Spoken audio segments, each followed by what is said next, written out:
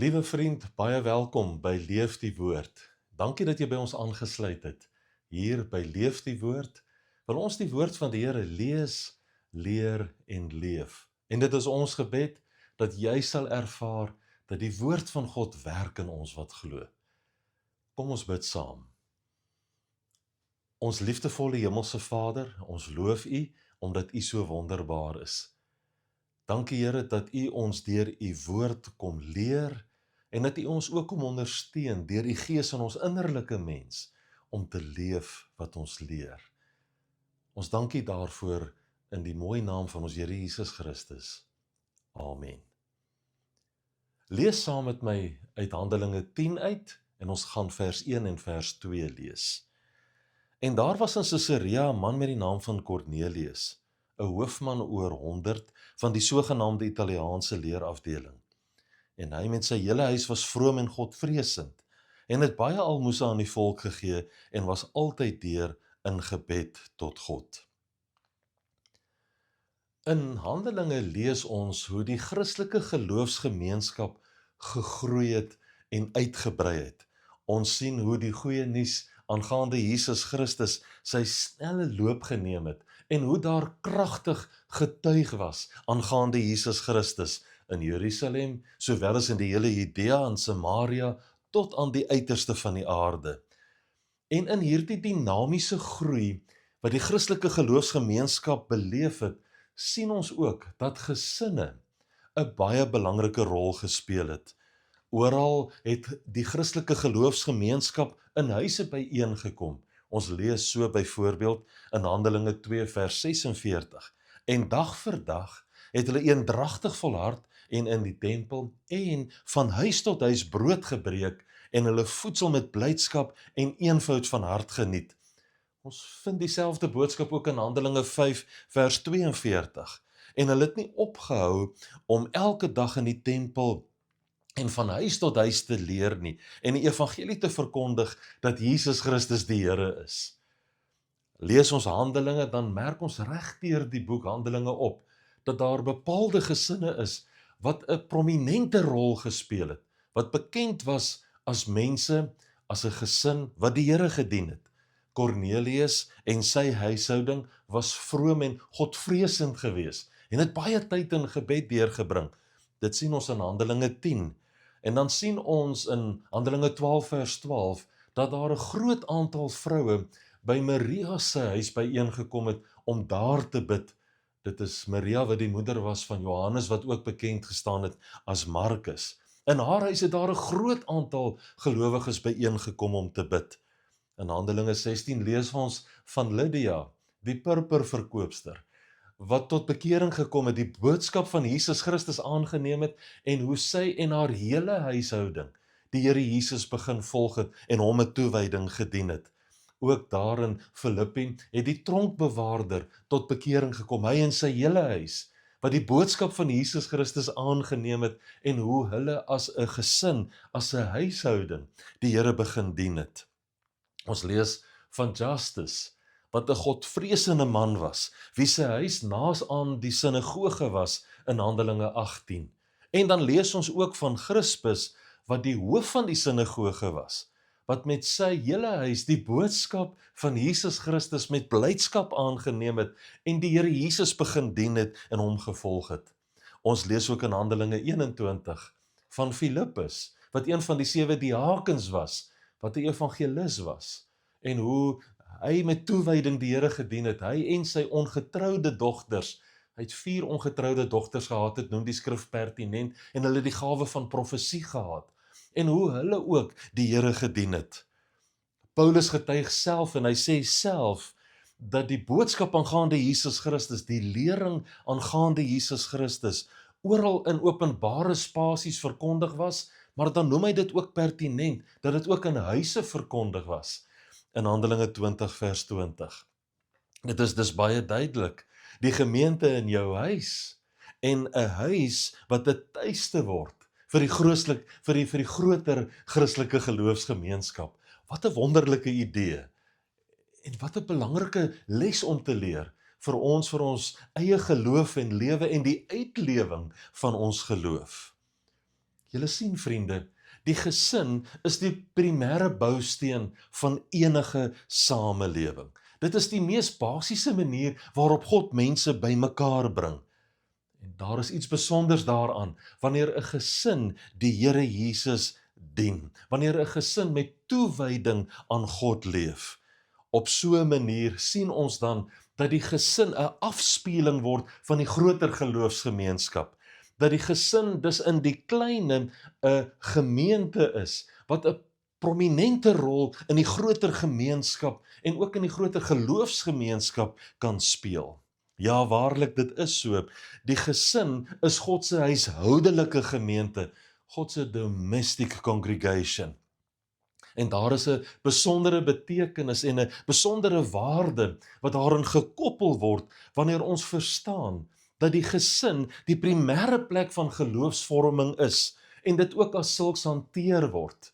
In hierdie verantwoordelikheid en ook hierdie besef dat die gesin die primêre plek van geloofsvorming is, moet jou en my duidelik daarop bedag maak dat ons nie hierdie verantwoordelikheid ten opsigte van Christelike lering en onderrig van geloof en lewe, dat ons dit nie moet delegeer aan iemand anders of 'n instansie nie, maar dat ons in ons huise hierdie verantwoordelikheid opneem, dat daaroor geloof geleer sal word en dat dit aan die volgende geslagte oorgedra sal word. Ons moenie van iemand anders verwag, selfs nie eens van die kerk verwag om dit te doen nie. Ek moet dit in my gesin opneem. In my gesin moet ek die verantwoordelikheid opneem, met my hele gesin saam met my, om te leer aangaande Jesus Christus in geloof te groei en ons geloof in hom na buite toe uit te leef.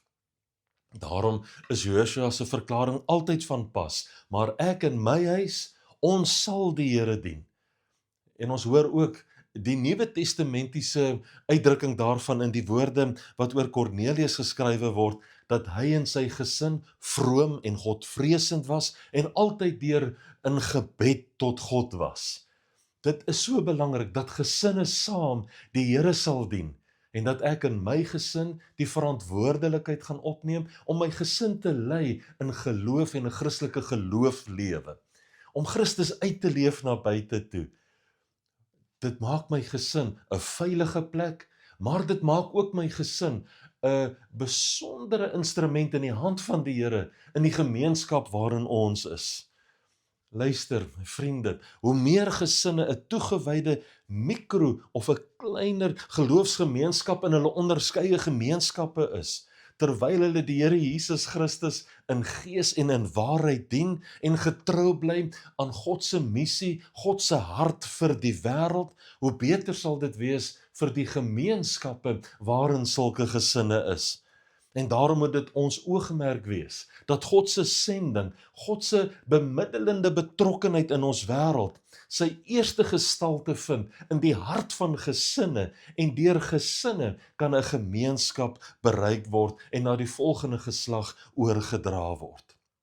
Daarom is dit korrek om te sê, en om dit as sulks te sien, dat die gesin die eerste sendingveld is, waar die hart van die Christelike boodskap gevestig moet word en van daar af uitgeleef moet word. Nou let wel, ek sê nie dat die gesin die gemeente vervang nie, want in Handelinge is dit baie duidelik hoe die gemeente in gesinne sigbaar was. Tog is dit belangrik om te verstaan dat ek in my huis die Here sal dien en jy in jou huis, en dat daar geloofsvorming in ons onderskeie gesinne moet plaasvind, sodat ons ook 'n effek kan hê, 'n impak kan hê op die gemeenskappe waarin ons leef. Ons moet duidelik sien hoe dit uitkring. God in my huis en my huis in die gemeenskap. Ons kan waarlik ook sê, God in my huis deel van 'n groter geloofsgemeenskap in 'n bepaalde gemeenskap. God, gesin, gemeente, gemeenskap. Natuurlik wil dit nie veronderstel dat 'n gesin as 'n eenheid alleen nie ook tog 'n impak op 'n gemeenskap kan hê nie. Maar ek sê nie hierdeur dat ons nie 'n groter geloofsgemeenskap nodig het waar ons sal behoort en waar ons saam 'n impak op ons gemeenskappe het nie. Nou ontstaan die vraag, hoe kan ek en my gesin as 'n geloofsgemeenskap, as 'n klein gemeente, hoe kan ek in my gesin 'n impak hê, 'n invloed hê op die groter gemeenskap waarin ons onsself bevind? Aan die hand van Handelinge is daar 2 voorstelle wat ek wil maak. Dinge wat ons kan doen om 'n impak as 'n Christelike geloofsgemeenskap of 'n Christelike gesin op ons gemeenskappe te hê. In die eerste plek wil ek julle aanmoedig dat julle huise 'n plek van gasvryheid sal maak. Om iemand anders te bereik, begin dikwels met 'n uitnodiging. Maak jou huis 'n plek waar mense welkom is, waar hulle veilig en geliefd voel. Maak jou huis 'n plek waar mense tuis kan kom. Gasvryheid beteken juis dat vreemdelinge vriende word en dat daar so na mekaar omgesien sal word. En daarom is gasvryheid een van die eenvoudigste, maar tog kragtigste forme van om uit te reik na iemand toe.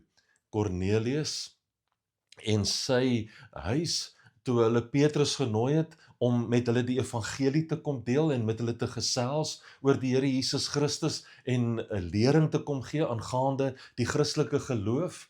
Ons sien in Handelinge 10 hoe hy sy vriende en breër familie almal uitgenooi het om by mekaar te wees toe Petrus daar was om die evangelie te verkondig. Kom jy en ek toon dieselfde ywer aangaande die goeie nuus ten opsigte van Jesus Christus. Nooi jou bure uit vir 'n kuier of vir 'n braai. Deel met hulle hoe God in jou gesin besig is en wat God in jou gesin doen. Lees saam met mekaar die evangelie en gesels oor Jesus en die wonder van Jesus Christus. Doen dit sommer so oor 'n etenstafel heen, oor 'n lekker maaltyd, 'n lekker kuier. Laat gasvryheid 'n deur oopmaak om in jou gemeenskap 'n inspraak te kan lewer. En dan, in die tweede plek, bid saam met mekaar vir julle gemeenskappe. 'n Huisgesin wat bid, verander die atmosfeer rondom hulle. God se hart in ons maak ons harte brandende vir die gemeenskappe waarin ons leef. Indien ons gemeenskap in ons harte dra, dan sal hulle name ook op ons lippe en in ons gebede gehoor word. Cornelius en sy gesin was mense wat in gebed volhard het. 'n Aantal gelowiges het saam met Maria in haar huis in gebed verenig. En daarom wil ek jou aanmoedig, kom ons bid saam met mekaar vir ons geloofsgemeenskappe. Bid gereeld as 'n gesin vir die mense in julle straat, vir julle bure, vir julle skole, vir besighede en plaaslike leiers. Laat kinders hardop bid vir hulle onderwysers en vir hulle vriende. Bid vir mense wat swaar kry en deur moeilike tye gaan. Nooi jou vriende uit om vir jou te kom kuier, sommer net 'n lekker koppie koffie te geniet, en dan gebruik julle ook daardie geleentheid om te bid vir mekaar en vir julle gemeenskappe. Deur gebed word ons harte verruim. En daarom kom ons gee tog ag op die Nuwe Testamentiese instruksie wat so duidelik is. Paulus skryf dit vir Timoteus in 1 Timoteus 2 vanaf vers 1. In die eerste plek vermaan ek dat smekinge en gebede en voorbedes en danksegging gedoen moet word vir alle mense, vir konings en vir almal wat hoog geplaas is, sodat ons 'n rustige en 'n stil lewe kan lei in alle godsvrug en waardigheid. Want dit is goed en aangenaam voor God en ons verlosser, wat wil hê dat alle mense gered moet word en tot kennis van die waarheid kom. Want daar is een God en een middelaar tussen God en die mens Jesus Christus, wat homself gegee het as 'n losprys vir almal, as 'n getuienis op die regte tyd. Dit is God se begeerte dat alle mense by Jesus sal uitkom. En jy en ek in my gesin, en jy en jou gesin, kan vurige bidders word, dat God ons gemeenskappe sal verander, dat daar transformasie sal plaasvind, en hierdie diep transformasie vind plaas, wanneer mense by Jesus uitkom. En daarom moet ons bid vir die bekering van mense, die inkeer van mense. Want wanneer iemand in Christus is hy 'n nuwe skepsel, en dan het hy 'n nuwe en 'n vars invloed op 'n gemeenskap. Vriende, God wil julle gebruik, as 'n gesin gebruik, om julle gemeenskappe te bereik. Maak julle harte en maak julle huise oop. Doen dit wel met wysheid, maar doen dit beslis. In ons seer en in ons stikkende samelewing is dit duidelik. Wanneer 'n gesin op hulle knieë vertoef, dan gee dit hulle 'n staanplek in die gemeenskap. Mag dit dan ook julle ervaring wees, soos dit Kornelius se ervaring was, dat julle gebede voor God in gedagtenis kom en dat julle gebede verhoor word, ook julle gebede vir die gemeenskappe waarin God julle strategies geplaas het. Die gemeente in jou huis, wat 'n hart het vir die groter gemeenskap. Mag dit ook van julle so gesien en so gesê word. Mag dit ook die uitdrukking van julle geloof wees. God, gesin, gemeenskap. Kom ons bid saam. Ons het U lief met ons hele hart. En ons wil vir U dankie sê dat ons deel kan wees van U huishouding. Here, help ons om as gesinne in ons onderskeie gemeenskappe 'n verskil te maak, die boodskap van Jesus te leef, vir ons onderskeie gemeenskappe te bid, maar self ook aan te meld, en self ook lig en sout in ons gemeenskappe te wees, sodat die boodskap aangaande Jesus Christus 'n snelle loop in ons gemeenskappe kan neem. Dankie Here, dat U ons wil gebruik om ons gemeenskappe te bereik. Ons dankie daarvoor, in die mooiste naam van ons Verlosser, ons Here Jesus Christus. Amen.